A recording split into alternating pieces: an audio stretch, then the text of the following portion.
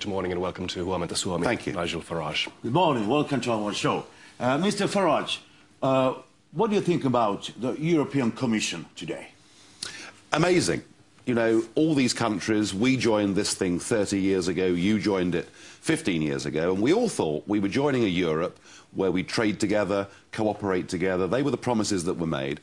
And now we find we have a European Commission, unelected by the people, unremovable, and they are the government of Europe. Most of the laws that are made in your country every year come directly from those unelected European commissioners, and what's happening in every country in Europe is the politicians are going in this direction, wanting more and more power, and the people are saying, what's going on? What's happened to our democracy? So there is a big gap that is opening up. That was very critical. On the other hand, I think it would be very interesting to hear you say something positive about the European Union. Can you name 3 positive things?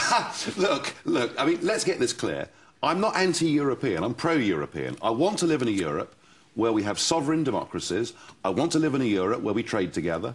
I want to live in a Europe where we cooperate together, where we agree minimum standards, a Europe where we have reciprocal deals. All of those things I want, but I want us to do it as sovereign states, sitting around a table, coming to agreements. What I cannot support, and what I cannot find a single positive comment for, is being governed by unelected bureaucrats. It is totally against any concept of democracy.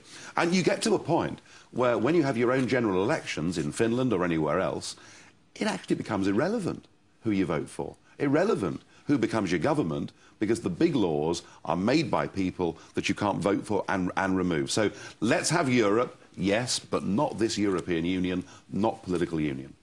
But, Mr. Farage, if we want a good Europe, you know, the powerful Europe, I think so. Of course, we're going to have some strong government, just like Commission. Well, what do you say about that? Well, do you want democracy or not? I mean, you can argue for strong government. Yes, I live in democracy country now. I think so. I'm not sure you do, actually, because what we've done, all of us have done, is we've given away. No one told us, but we've given our democracy away to the institutions of the European Union. I mean, look, 75% of the laws that are made in Britain every year are not made by the British government, are not made by people that we vote for. They're made by European commissioners. I mean, it's an incredible thing that's happened to us. Our democracy, our freedom has been taken away from us. So what is the realistic alternative you are offering? Yes.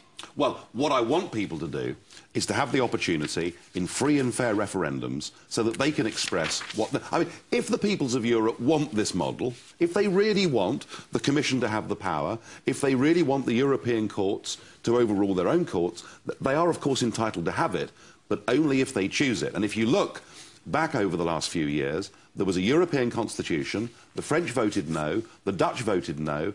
That should have been the end of it. But, of course, what they did is they rebranded it as the Lisbon Treaty. One country had a referendum, that was Ireland. They said no, and they were forced to vote again. And we're all collectively being given a Europe that we don't want.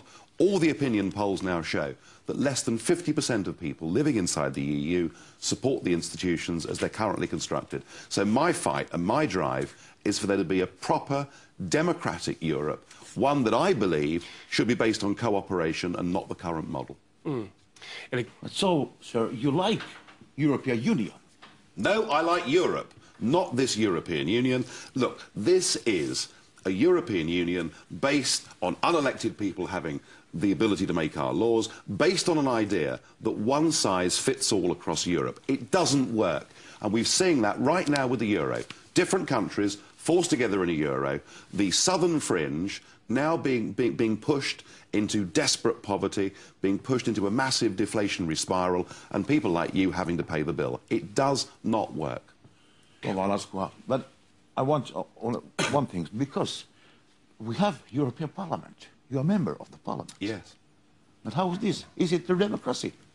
It's very clever. I mean, the reason for having a European Parliament is so we can say to the people of Europe, oh, look, it's democratic. Look, the European Parliament is the first parliament that's been created in the history of mankind that cannot propose legislation and cannot repeal legislation. All the European Parliament can do is take proposals that come from the European Commission, we can amend them a bit, we can delay them a bit, but the government of Europe is the European Commission. It does not come from the European Parliament. So the democratic element in all of this is absolutely tiny, and far bigger than that and more important than that is even when countries do express their opinion in referendums and say no, they ignore the result and push on. We're up against a fanatical drive to build the United States of Europe, and I don't believe the people of Britain or Finland want it. Very briefly now, what's the best thing to happen next? Well, the best thing that could happen is for countries like Greece, Portugal and Ireland to leave the euro, because if they stay inside the euro, we're headed for civil disorder on a massive, massive scale, and real poverty will come for those countries. So I hope they'll leave the euro very soon, and I hope once that happens, we can all have a bigger debate about having the Europe that we want, not the Europe that we've got. Kiitoksia. Thank you very much. Thank you. For this interview. Väkevä puheenvuoro.